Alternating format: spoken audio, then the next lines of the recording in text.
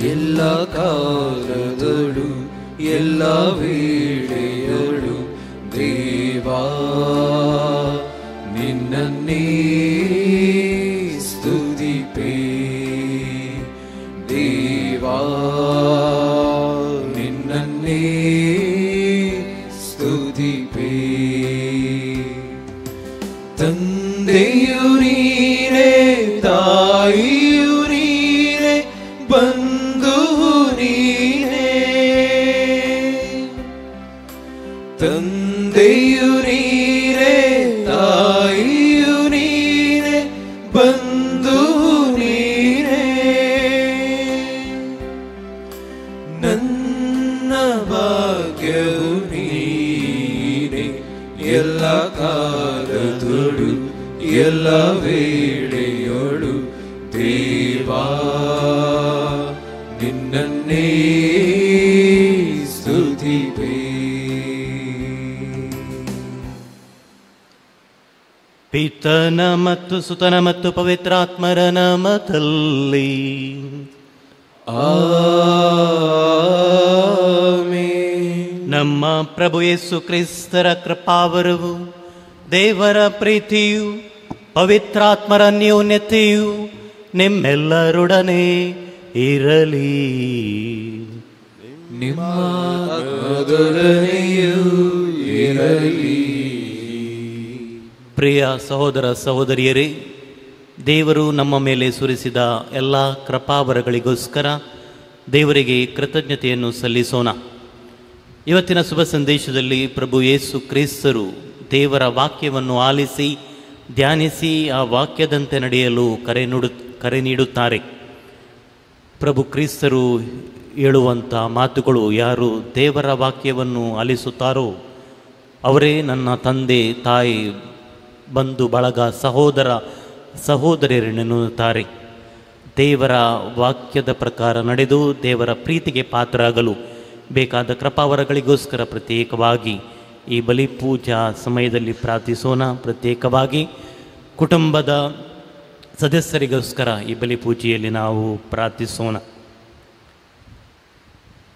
ಪವಿತ್ರ ರಹಸ್ಯಗಳನ್ನು ಅರಿಸಲು ನಾವು ಯೋಗ್ಯರಾಗುವಂತೆ ಮೌನವಾಗಿದ್ದು ನಮ್ಮ ಪಾಪಗಳನ್ನು ಒಪ್ಪಿಕೊಳ್ಳೋಣ.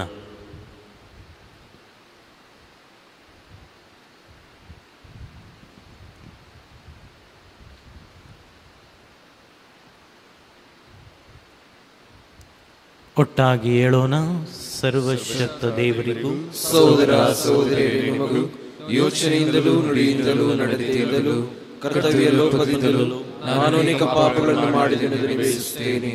ನನ್ನ ಪಾಪವೇ, ನನ್ನ ಪಾಪವೇ, ನನ್ನ ಮಹಾಪಾಪವೇ. ಆದುದರಿಂದ ದಾಖಲೆಯಾದ ಸಂತ ಮರಿಯಮ್ಮನವರನ್ನು, ಸಕಲ ದೇವದೂತರನ್ನು, ಸಂತರನ್ನು, ಸಹೋದರ ಸಹೋದರಿಯರು ನಿಮ್ಮನ್ನು ನನಗಾಗಿ ನನ್ನ ಪ್ರಭು ದೇವರನ್ನು ಪ್ರಾರ್ಥಿಸಬೇಕೆಂದು ಬೇಡಿಕೊಳ್ಳುತ್ತೇನೆ. ಸರ್ವಶಕ್ತ ದೇವರು ನಮಗೆ ದಯೆ ತೋರಿಸಿ ನಮ್ಮ ಪಾಪಗಳನ್ನು ಕ್ಷಮಿಸಿ ನಮ್ಮನ್ನು ನಿತ್ಯ ಜೀವಕ್ಕೆ ಕರೆದೊಯ್ಯಲಿ. ಆಮೆನ್.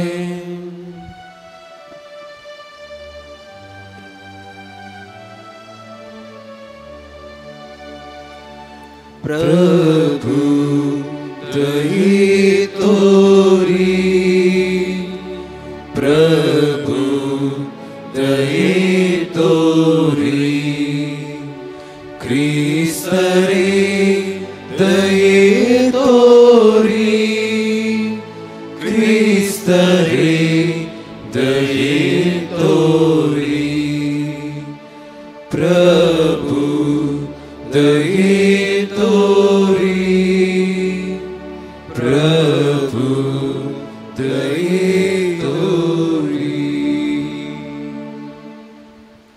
ಪ್ರಾರ್ಥಿಸೋಣ.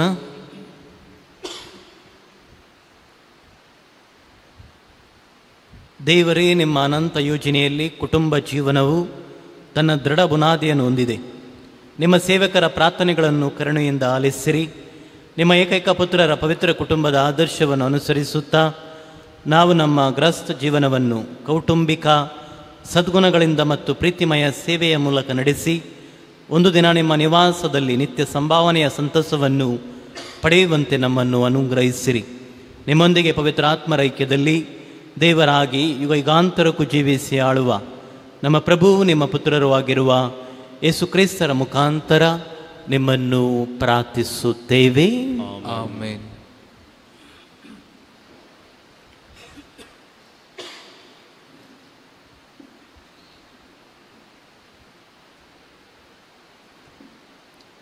ಎಜ್ರನ ಗ್ರಂಥದಿಂದ ವಾಚನ.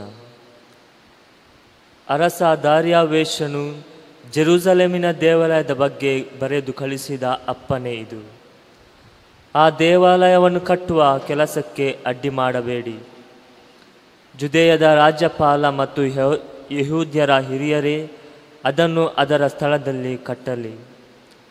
ಆ ದೇವಾಲಯವನ್ನು ಕಟ್ಟುವುದಕ್ಕಾಗಿ ನೀವು ಯಹೂದ್ಯರ ಹಿರಿಯರಿಗೆ ರಾಜರ ಸುತ್ತಿನಿಂದ, ಅಂದರೆ ನದಿಯಾಚೆಯ ಪ್ರಾಂತ್ಯಗಳ ತೆರಿಗೆಯಿಂದ ತಡಮಾಡದೆ ಎಲ್ಲ ವೆಚ್ಚವನ್ನು ಕೊಡಬೇಕು.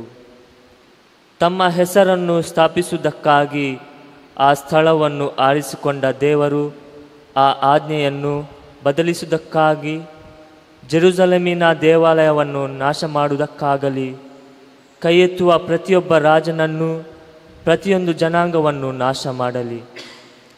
ದಾರ್ಯಾವೇಷನಾದ ನಾನು ಈ ಆಜ್ಞೆಯನ್ನು ಕೊಟ್ಟಿದ್ದೇನೆ. ಇದನ್ನು ಶ್ರದ್ಧೆಯಿಂದ ಕೈಗೊಳ್ಳತಕ್ಕದ್ದು. ಯಹೂದ್ಯರ ಹಿರಿಯರು ಪ್ರವಾದಿ ಹಗ್ಗಾಯ್ ಹಾಗೂ ಇದ್ದೋವಿನ ಮಗ ಜಕಾರಿಯ ಅವರ ಪ್ರಬೋಧನೆಯಿಂದ ಪ್ರೇರಿತರಾಗಿ ಕಟ್ಟುವ ಕೆಲಸವನ್ನು ಮುಂದುವರಿಸಿದರು. ಇಸ್ರಾಯೇಲ್ ದೇವರ ಆಜ್ಞಾನುಸಾರ ಪರ್ಷ್ಯದ ರಾಜ ಸೈರಸನ, ದಾರ್ಯಾವೇಷ್ ಹಾಗೂ ಆರ್ತಷಸ್ತ ಅವರ ಅಪ್ಪಣೆಯ ಆಧಾರದಿಂದ ಕಟ್ಟಡವನ್ನು ಮುಗಿಸಿದರು. ಅರಸ ದಾರ್ಯಾವೇಷನ ಆಳ್ವಿಕೆಯ 6ನೆಯ ವರ್ಷದ ಫಾಲ್ಗುಣ ಮಾಸದ 3ನೆಯ ದಿನದಲ್ಲಿ ಆಲಯವನ್ನು ಪೂರೈಸಿದರು. ಯಾಜಕರು, ಲೇವಿಯರು ಹಾಗೂ ಸೆರೆಯಿಂದ ಹಿಂದಿರುಗಿ ಬಂದ ಬೇರೆ ಇಸ್ರಾಯೇಲರು ಸಂತೋಷದಿಂದ ಆ ದೇವಾಲಯದ ಪ್ರತಿಷ್ಠೆಯನ್ನು ಆಚರಿಸಿದರು. ಅವರು ಆ ದೇವಾಲಯದ ಪ್ರತಿಷ್ಠೆಗಾಗಿ 100 ಹೋರಿ, 200 ಟಗರು ಹಾಗೂ 400 ಕುರಿಮರಿಗಳನ್ನು ಅರ್ಪಿಸಿದರು. ಇಲ್ಲದೆ ಇಸ್ರಾಯೇಲರ ದೋಷ ಪರಿಹಾರ್ಥವಾಗಿ ಅವರ ಕುಲಗಳ ಸಂಖ್ಯಾನುಸಾರ 12 ಹೋತಗಳನ್ನು ಸಮರ್ಪಿಸಿದರು. ಆಮೇಲೆ ಯಾಜಕರ ಮತ್ತು ಲೇವಿಯರ ಆಯಾ ವರ್ಗಗಳನ್ನು ಮೋಶೆಯ ಧರ್ಮಶಾಸ್ತ್ರ ನಿಯಮದ ಪ್ರಕಾರ ಜೆರುಸಲೇಮಿನ ದೇವರ ಸೇವೆಗೆ ನೇಮಿಸಿದರು. ಸೆರೆಯಿಂದ ಬಂದವರು ಮೊದಲನೆಯ ತಿಂಗಳಿನ 14ನೆಯ ದಿನದಲ್ಲಿ ಪಾಸ್ಕವನ್ನು ಆಚರಿಸಿದರು. ಯಾಜಕರು ಹಾಗೂ ಲೇವಿಯರು ತಮ್ಮನ್ನು ಶುದ್ಧಪಡಿಸಿಕೊಂಡರು. ಎಲ್ಲರೂ ಶುದ್ಧರಾದ ನಂತರ ಲೇವಿಯರು ಸೆರೆಯಿಂದ ಬಂದವರಿಗಾಗಿ, ತಮ್ಮ ಬಂಧುಗಳಾದ ಯಾಜಕರಿಗಾಗಿ ಹಾಗೂ ತಮಗಾಗಿ ಪಾಸ್ಕದ ಕುರಿಮರಿಗಳನ್ನು ವಧಿಸಿದರು. ದೇವರ ವಾಕ್ಯವಿದು. ದೇವರಿಗೆ ಕೃತಜ್ಞತೆ ಸಲ್ಲಲಿ. ಪ್ರಭುವಿನಾಲಯಕ್ಕೆ ಹೋಗೋಣ ಬಾ ಎಂದು ಜನರನ್ನು ಕರೆದಾಗ ಆತನಿಗೆ ಆನಂದ. ಪ್ರಭುವಿನಾಲಯಕ್ಕೆ ಹೋಗೋಣ ಬಾ ಎಂದು ಜನರನ್ನು ಕರೆದಾಗ ಆತನಿಗೆ ಆನಂದ. ಪ್ರಭುವಿನಾಲಯಕ್ಕೆ ಹೋಗೋಣ ಬಾ ಎಂದಾಗ ಆತನಿಗೆ ಆನಂದ. ಜನರನ್ನು ಕರೆದಾಗ ನಮ್ಮ ಕಾಲುಗಳು ಓ ಜೆರುಸಲೇಮೇ ತಲುಪುವೆ ನಿನ್ನ ಪುರದ್ವಾರಗಳನ್ನೇ. ಪ್ರಭುವಿನಾಲಯಕ್ಕೆ ಹೋಗೋಣ ಬಾ ಎಂದು ಜನರನ್ನು ಕರೆದಾಗ ಆತನಿಗೆ ಆನಂದ. ನೋಡು, ಜೆರುಸಲೇಮ್ ಪಟ್ಟಣವಿದು, ಗಟ್ಟಿಯಾಗಿಯೇ ಕಟ್ಟಲ್ಪಟ್ಟಿಹುದು. ಕುಲಗಳು ಯಾತ್ರೆಯಾಗಿ ಬರುವು ಇಲ್ಲಿಗೆ. ಪ್ರಭುವಿನಾಲಯಕ್ಕೆ ಹೋಗೋಣ ಬಾ ಎಂದು ಜನರನ್ನು ಕರೆದಾಗ ಆತನಿಗೆ ಆನಂದ. ಮಾಡುವರಿಲ್ಲಿಯೇ ಪ್ರಭುವಿನ ನಾಮ ಕೀರ್ತನೆ, ಪಾಲಿಪರಿಂತು ಇಸ್ರಾಯೇಲರಿಗೆ ವಿಧಿಸಿದಾಜ್ಞೆ.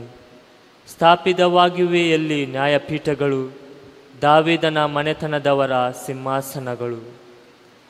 ಪ್ರಭುವಿನಾಲಯಕ್ಕೆ ಹೋಗೋಣ ಬಾ ಎಂದು ಜನರನ್ನು ಕರೆದಾಗ ಆತನಿಗೆ ಆನಂದ.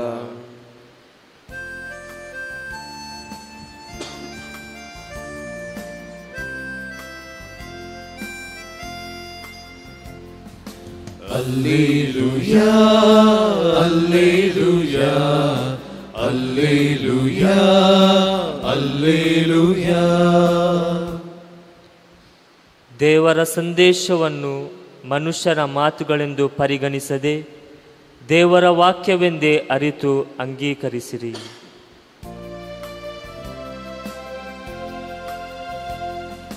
Hallelujah, hallelujah, hallelujah, hallelujah. ಪ್ರಭು ನಿಮ್ಮೊಡನೆ ಇರಲಿ. ನಿಮ್ಮ ಆತ್ಮದೊಡನೆಯೂ ಇರಲಿ. ಲೂಕನು ಬರೆದ ಶುಭ ಸಂದೇಶದಿಂದ ವಾಚನ.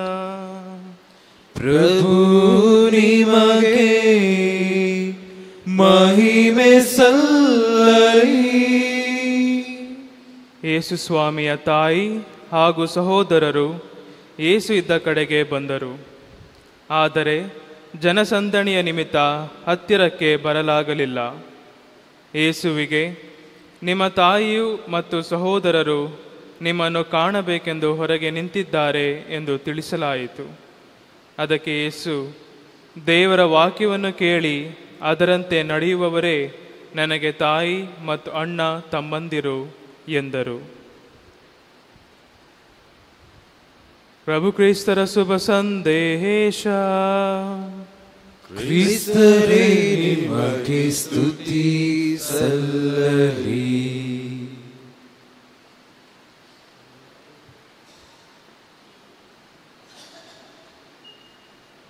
ಪ್ರಿಯ ಸಹೋದರ ಸಹೋದರಿಯರೇ, ಇವತ್ತಿನ ಶುಭ ಸಂದೇಶದಲ್ಲಿ ಪ್ರಭು ಯೇಸು ತಮ್ಮ ಶಿಷ್ಯರಿಗೆ ಬೋಧನೆ ಮಾಡುತ್ತಿರುವಾಗ ಅವರ ತಾಯಿ ಸಹೋದರರು ಯೇಸುವನ್ನು ಕಾಣಲು, ಯೇಸುವಿನ ಹತ್ತಿರ ಬರಲು, ಯೇಸುವನ್ನು ನೋಡಲು ಬಯಸುತ್ತಾರೆ. ಯಾಕೆಂದರೆ ಅವರು ಅವರ ಸಂಬಂಧಿಕರು. ಆ ಸಮಯದಲ್ಲಿ ಪ್ರಭು ಯೇಸು ಅವರನ್ನು ಯಾರೆಂಬುದನ್ನು ಪ್ರಶ್ನಿಸುತ್ತಾರೆ.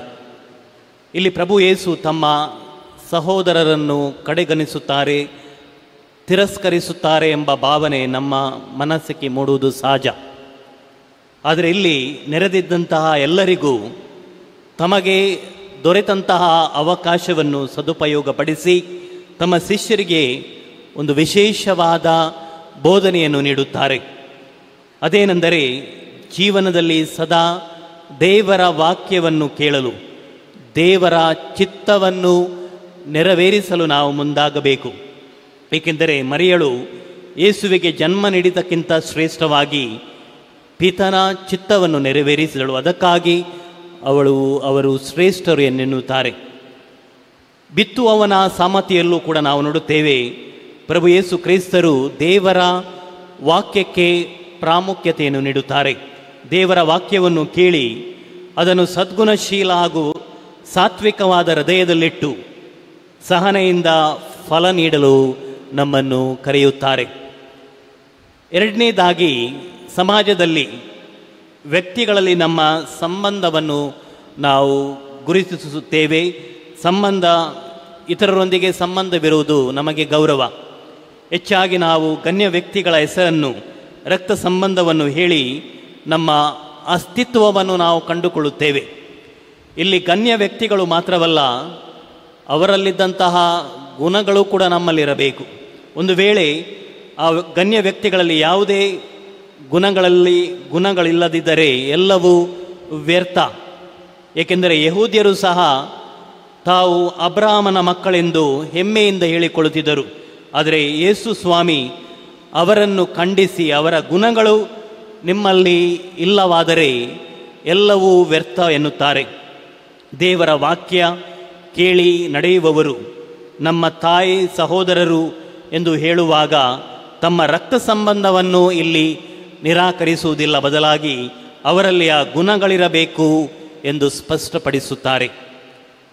ಮರಿಯಳು ಯೇಸುವಿಗೆ ತನ್ನ ಉದರದಲ್ಲಿ ಜಾಗ ನೀಡುವ ಮೊದಲು ದೇವರ ನುಡಿಗೆ, ಮರಣದಾಳದಲ್ಲಿ ಜಾಗವನ್ನು ನೀಡಿ ದೇವರ ನುಡಿಗೆ ಅವರು ತಾಯಿಯಾದಳು.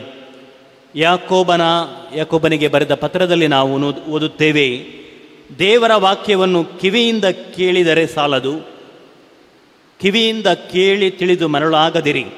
ಈ ವಾಕ್ಯವನ್ನು ಅನುಸರಿಸಿ ನಡೆಯುವವರಾಗಿರಿ. ದೇವರ ವಾಕ್ಯವನ್ನು ಕೇಳಿ ಅದರಂತೆ ನಡೆಯದವನು ಕನ್ನಡಿಯಲ್ಲಿ ತನ್ನ ಸಹಜ ಮುಖವನ್ನು ನೋಡಿ ಮರುಕ್ಷಣವೇ ತಾನು ಹೇಗಿದ್ದನೆಂದು ಮರೆತು ಬಿಡುವವನಿಗೆ ಸಮಾನನು ಎಂದು ಹೇಳುತ್ತಾರೆ. ನಾವು ಕೇವಲ ದೇವರ ಮಕ್ಕಳೆಂದು ಹೇಳಿಕೊಳ್ಳುವುದರ ಜೊತೆಗೆ ದೇವರ ವಾಕ್ಯವನ್ನು ಓದಿ ನಮ್ಮ ಜೀವನದಲ್ಲಿ ಅಳವಡಿಸಿದರೆ ನಾವು ಖಂಡಿತವಾಗಿಯೂ ದೇವರ ದೃಷ್ಟಿಯಲ್ಲಿ ನಾವು ಅವರ ಮಕ್ಕಳಾಗುತ್ತೇವೆ. ಇವರಿಗೋಸ್ಕರ ಪ್ರತ್ಯೇಕವಾಗಿ ಈ ಬಲಿಪೂಜಾ ಸಮಯದಲ್ಲಿ ನಾವು ಪ್ರಾರ್ಥಿಸೋಣ. ಆಮೆನ್.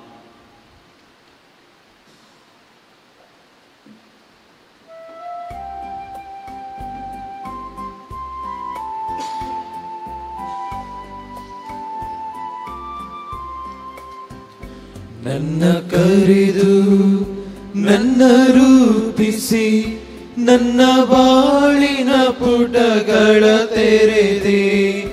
ತೆರೆ ಕಂಡ ಬಾಳ ಪುಟಗಳನ್ನು ನಿನಗೆಂದು ಅರ್ಪಿಪೆನು.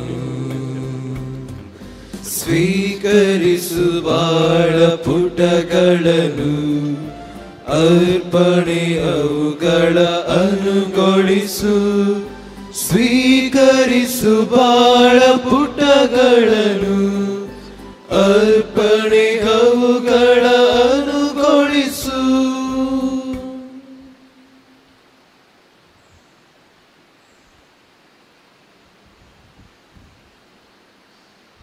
ಸಹೋದರ ಸಹೋದರಿಯರೇ, ನನ್ನ ಮತ್ತು ನಿಮ್ಮ ಬಳಿಯೂ ಸರ್ವಶಕ್ತ ಪಿತನಾದ ದೇವರಿಗೆ ಅಂಗೀಕೃತವಾಗುವಂತೆ ಪ್ರಾರ್ಥಿಸಿರಿ. ಪ್ರಭು ತಮ್ಮ ನಾಮದ ಸ್ತುತಿಯಾಗುವ ಮಹಿಮೆಗಾಗಿಯೂ ನಮ್ಮ ತಮ್ಮ ಇಡೀ ಪವಿತ್ರ ಧರ್ಮಸಭೆಯ ಒಳಿತಿಗಾಗಿಯೂ ಈ ಬಲಿಯನ್ನು ತಮ್ಮ ಕರಗಳಿಂದ ಸ್ವೀಕರಿಸಲಿ. ಪ್ರಭು ಸಂಧಾನಗೊಳಿಸುವ ಬಲಿಯನ್ನು ನಾವು ನಿಮಗೆ ಅರ್ಪಿಸುತ್ತಿದ್ದೇವೆ. ಕನ್ಯಾಮಾತೆ ಮರಿಯಮ್ಮನವರ ಹಾಗೂ ಪೂಜ್ಯ ಜೋಸೆಫರ ಬಿನ್ನಹದಿಂದ ನಮ್ಮ ಕುಟುಂಬಗಳನ್ನು ನಿಮ್ಮ ಕೃಪಾವರದಲ್ಲೂ ಶಾಂತಿಯಲ್ಲೂ ದೃಢವಾಗಿ ನೆಲೆಗೊಳಿಸಲಿ. ನಮ್ಮ ಪ್ರಭು ಕ್ರಿಸ್ತರ ಮುಖಾಂತರ ನಿಮ್ಮನ್ನು ಪ್ರಾರ್ಥಿಸುತ್ತೇವೆ. ಆಮೆನ್.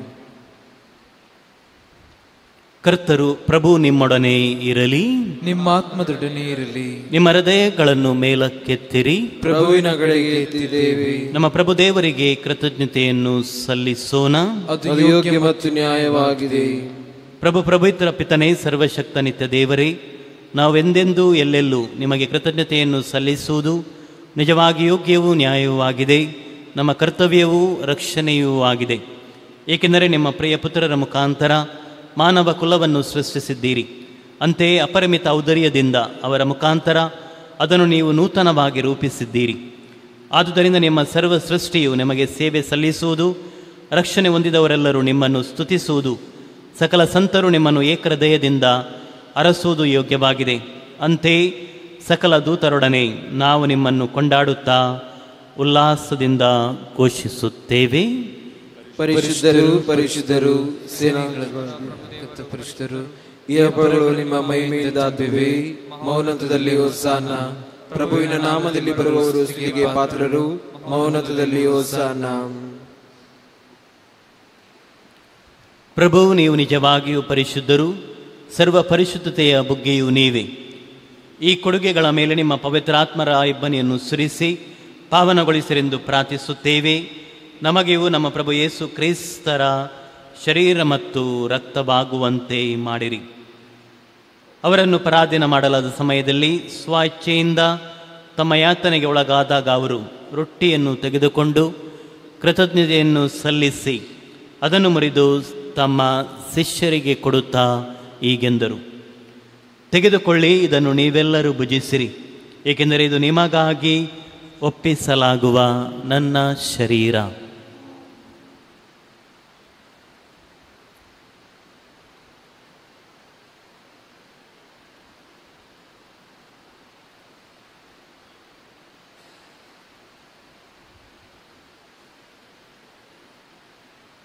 ಅಂತೆಯೇ ಭೋಜನದ ಅಂತ್ಯದಲ್ಲಿ ಅವರು ಪಾನಪಾತ್ರೆಯನ್ನು ತೆಗೆದುಕೊಂಡು ಮತ್ತೊಮ್ಮೆ ನಿಮಗೆ ಕೃತಜ್ಞತೆಯನ್ನು ಸಲ್ಲಿಸಿ ತಮ್ಮ ಶಿಷ್ಯರಿಗೆ ಕೊಡುತ್ತಾ ಹೀಗೆಂದರು: ತೆಗೆದುಕೊಳ್ಳಿ ಮತ್ತು ಇದರಿಂದ ನೀವೆಲ್ಲರೂ ಪಾನ ಮಾಡಿರಿ, ಏಕೆಂದರೆ ಇದು ಹೊಸ ಮತ್ತು ಅನಂತ ಒಡಂಬಡಿಕೆಯ ನನ್ನ ರಕ್ತದ ಪಾತ್ರೆ. ಈ ರಕ್ತವು ನಿಮ್ಮ ಹಾಗೂ ಅನೇಕರ ಪಾಪಗಳ ಪರಿಹಾರಕ್ಕಾಗಿ ಸುರಿಸಲಾಗುವುದು. ಇದನ್ನು ನನ್ನ ಸ್ಮರಣೆಗಾಗಿ ಮಾಡಿರಿ.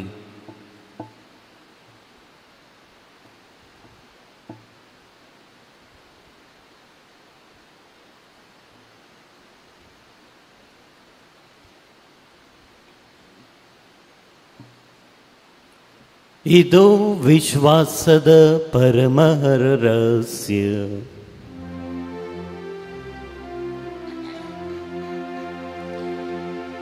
ಯೇಸುವಿನ ಮರಣವನ್ನು ಜಗಕ್ಕೆ ಸಾರುತ್ತೇವೆ, ಅವರ ಪುನರುತ್ಥಾನವನ್ನು ಕೊಂಡಾಡುತ್ತೇವೆ, ಅವರ ಪುನರಾಗಮನವನ್ನು ನಿರೀಕ್ಷಿಸುತ್ತೇವೆ. ಆದುದರಿಂದ ಪ್ರಭು, ನಿಮ್ಮ ಸಮ್ಮುಖದಲ್ಲಿ ನಿಂತು ಸೇವೆ ಸಲ್ಲಿಸಲು ನಮ್ಮನ್ನು ಯೋಗ್ಯರೆಂದು ಪರಿಗಣಿಸಿದ್ದಕ್ಕಾಗಿ ನಿಮಗೆ ಕೃತಜ್ಞತೆಯನ್ನು ಸಲ್ಲಿಸುತ್ತೇವೆ. ಕ್ರಿಸ್ತರ ಮರಣ ಮತ್ತು ಪುನರುತ್ಥಾನದ ಸ್ಮರಣೆಯನ್ನು ಆಚರಿಸುತ್ತಾ ಜೀವವೀವ ರೊಟ್ಟಿಯನ್ನು ರಕ್ಷಣೆ ನೀಯುವ ಪಾತ್ರೆಯನ್ನು ನಿಮಗೆ ಅರ್ಪಿಸುತ್ತೇವೆ. ಕ್ರಿಸ್ತರ ಶರೀರ ಮತ್ತು ರಕ್ತದಲ್ಲಿ ಪಾಲ್ಗೊಳ್ಳುವ ನಮ್ಮನ್ನು ಪವಿತ್ರಾತ್ಮರು ಒಂದುಗೂಡಿಸಬೇಕೆಂದು ನಿಮ್ಮನ್ನು ವಿನಯದಿಂದ ಭಿನ್ನಯಿಸುತ್ತೇವೆ.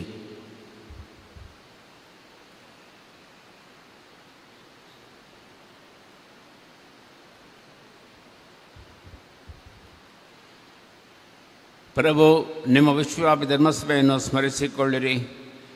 ನಮ್ಮ ವಿಶ್ವಗುರು ಫ್ರಾನ್ಸಿಸ್ ಅವರೊಂದಿಗೂ, ನಮ್ಮ ಧರ್ಮಾಧ್ಯಕ್ಷ ಪೀಟರ್ ಪೌಲ್ ಅವರೊಂದಿಗೂ, ಸಕಲ ಯಾಜಕರೊಂದಿಗೂ ಅದನ್ನು ಪ್ರೀತಿಯ ಪರಿಪೂರ್ಣತೆಯೆಡೆಗೆ ಮುನ್ನಡೆಸಿರಿ.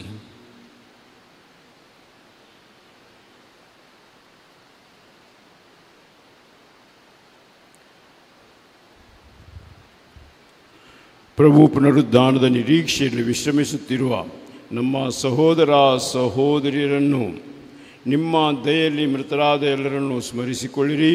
ಅವರನ್ನು ನಿಮ್ಮ ಸಮ್ಮುಖದ ಪ್ರಭೆಗೆ ಬರಮಾಡಿರಿ. ನಮ್ಮ ಮೇಲೂ ದಯೆ ತೋರಿರಿ. ದೇವಮಾತೆ ಪೂಜ್ಯ ಕನ್ಯಾ ಮರಿಯಮ್ಮನವರೊಂದಿಗೂ, ಆಕೆಯ ಪತಿ ಸಂತ ಜೋಸೆಫರೊಂದಿಗೂ, ಪುನೀತ ಪ್ರೇಷ್ಠರೊಂದಿಗೂ ಎಲ್ಲ ಕಾಲಗಳಲ್ಲಿ ನಿಮ್ಮ ಮೆಚ್ಚುಗೆಗೆ ಪಾತ್ರರಾದ ಸಕಲ ಸಂತರೊಂದಿಗೂ ನಾವು ನಿತ್ಯ ಜೀವದಲ್ಲಿ ಸಹಭಾಗಿಗಳಾಗಿ ನಿಮ್ಮನ್ನು ಸ್ತುತಿಸಿ ಮಹಿಮೆಪಡಿಸುವಂತೆ ನಿಮ್ಮ ಪುತ್ರ ಯೇಸು ಕ್ರಿಸ್ತರ ಮುಖಾಂತರ ಪ್ರಾರ್ಥಿಸುತ್ತೇವೆ.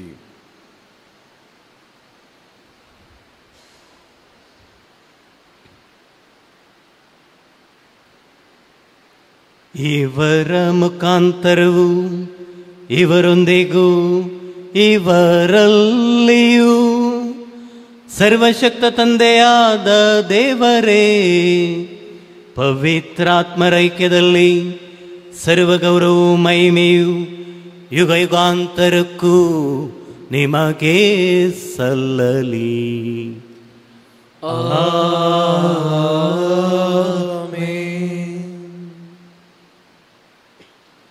ನಮ್ಮೆಲ್ಲ ಪ್ರಾರ್ಥನೆಗಳನ್ನು ಪ್ರಭು ಯೇಸು ಕ್ರಿಸ್ತರ ಮುಂದಿಟ್ಟು ಪ್ರಭು ಯೇಸು ಕಲಿಸಿದ ಪ್ರಾರ್ಥನೆಯನ್ನು ಒಟ್ಟಾಗಿ ಹೇಳೋಣ. ಸ್ವರ್ಗದಲ್ಲಿರುವ ನಮ್ಮ ತಂದೆಯೇ, ನಿಮ್ಮ ನಾಮ ಪೂಜಿತವಾಗಲಿ, ನಿಮ್ಮ ರಾಜ್ಯ ಬರಲಿ, ನಿಮ್ಮ ಚಿತ್ತ ಸ್ವರ್ಗದಲ್ಲಿ ನೆರವೇರುವ ಪ್ರಕಾರ ಭೂಮಿಯಲ್ಲಿ ನೆರವೇರಲಿ. ನಮ್ಮ ದಿನದ ಆಹಾರವನ್ನು ನಮಗೆ ನೀಡಿರಿ.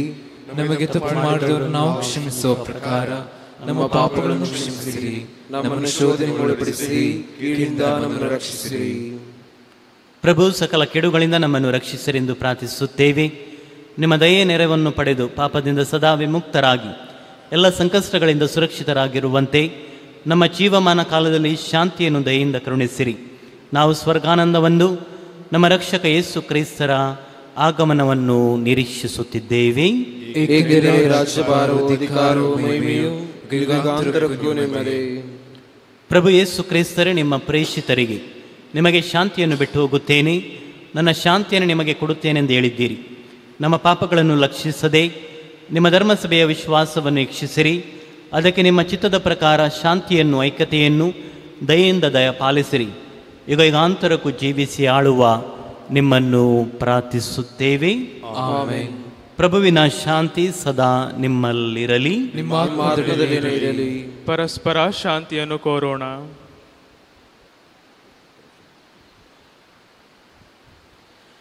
ಲೋಕದ ಪಾಪಗಳನ್ನು ಪರಿಹರಿಸುವ ದೇವರ ಕುರಿಮರಿಯೇ ನಮಗೆ ದಯೆ ತೋರಿ. ಲೋಕದ ಪಾಪಗಳನ್ನು ಪರಿಹರಿಸುವ ದೇವರ ಕುರಿಮರಿಯೇ ನಮಗೆ ದಯೆ ತೋರಿ. ಲೋಕದ ಪಾಪಗಳನ್ನು ಪರಿಹರಿಸುವ ದೇವರ ಕುರಿಮರಿಯೇ ನಮಗೆ ಶಾಂತಿ ನೀಡಿರಿ.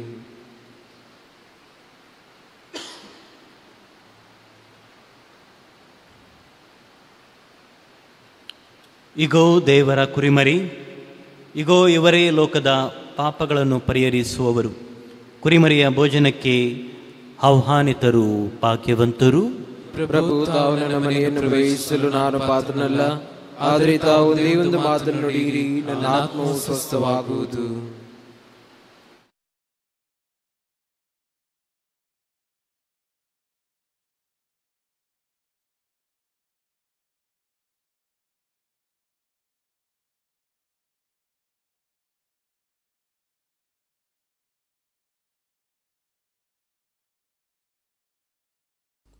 मोगळा जेजू, तूं भोव पवित्र सक्रामेंतांत खरोच हजर आसाय म्हूण हांव पातयेतां.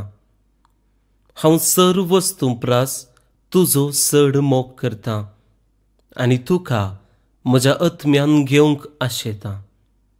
जेजू, ह्या घडये तुका हांवें पवित्र सक्रामेंतांत घेवंक असाध्य तरी आत्मीक रितीन म्हज्या काळजांत तूं ये.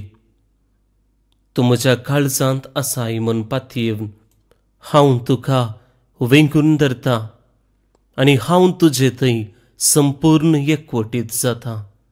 जेजू, तुजे तावन केदिकच हांवें वेगळो जावंक म्हाका सोडिनाका. आमेन.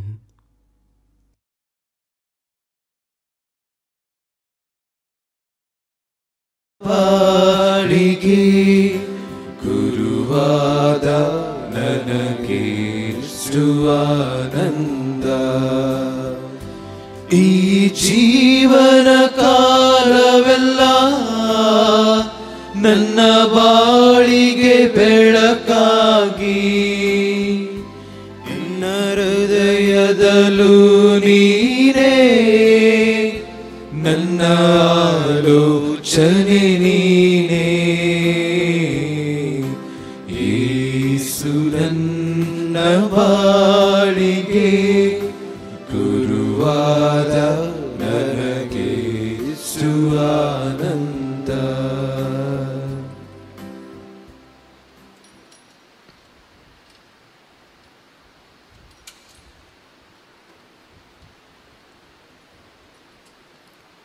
ಪ್ರಾರ್ಥಿಸೋಣ. ಅತ್ಯಂತ ದಯಾಮಯ ತಂದೆ, ಸ್ವರ್ಗೀಯ ಸಂಸ್ಕಾರಗಳಿಂದ ಪೋಷಿತರಾದ ನಾವು ಪವಿತ್ರ ಕುಟುಂಬದ ಆದರ್ಶವನ್ನು ಸದಾ ಅನುಗರಿಸಿ ಇಹಲೋಕದ ಶೋಧನೆಗಳನ್ನು ಜಯಿಸಿದ ಬಳಿಕ ನಿತ್ಯಕ್ಕೂ ಅವರ ಒಡನಾಟದಲ್ಲಿ ಪಾಲ್ಗೊಳ್ಳುವಂತೆ ಅನುಗ್ರಹಿಸಿರಿ. ನಮ್ಮ ಪ್ರಭು ಕ್ರಿಸ್ತರ ಮುಖಾಂತರ ನಿಮ್ಮನ್ನು ಪ್ರಾರ್ಥಿಸುತ್ತೇವೆ. ಆಮೆನ್. ಪ್ರಭು ನಿಮ್ಮೊಡನೆ ಇರಲಿ, ನಿಮ್ಮ ಆತ್ಮದೊಡನೆ ಇರಲಿ. ಸರ್ವಶಕ್ತ ದೇವರಾದ ಪಿತಾ ಮತ್ತು ಸುತ ಮತ್ತು ಪವಿತ್ರಾತ್ಮರು ನಿಮ್ಮನ್ನು ಆಶೀರ್ವದಿಸಲಿ. ಆಮೆನ್. ಹೋಗಿ ಬನ್ನಿ, ಬಲಿ ಅರ್ಪಣೆ ಮುಗಿಯಿತು. ದೇವರಿಗೆ ಕೃತಜ್ಞತೆ ಸಲ್ಲಲಿ.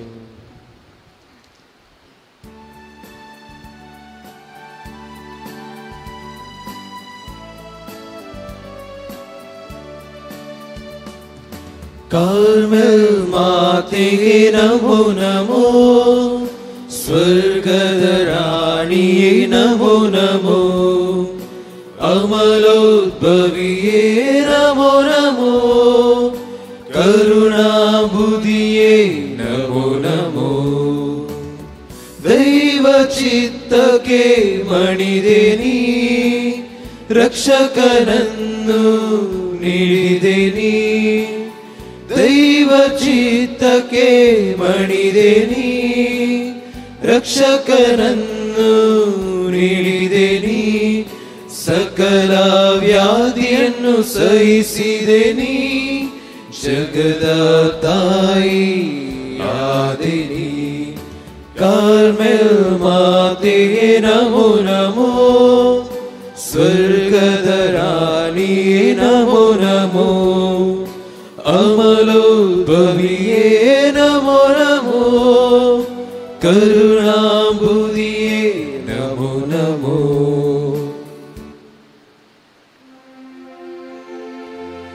ಪುತ್ರರೊಡಗೂಡಿ ಅರಸೆಮ್ಮನು ತಾಯಿ. ಪವಿತ್ರ ಶಿವೆಯ ಗುರುತಿನ ಮೂಲಕ ನಮ್ಮ ವೈರಿಗಳಿಂದ ನಮ್ಮನ್ನು ರಕ್ಷಿಸಿರಿ. ನಮ್ಮ ಸರ್ವೇಶ್ವರ ಪಿತನ ಸುತನ ಮತ್ತು ಪವಿತ್ರಾತ್ಮರ ನಾಮದಲ್ಲಿ ಆಮೇನ್.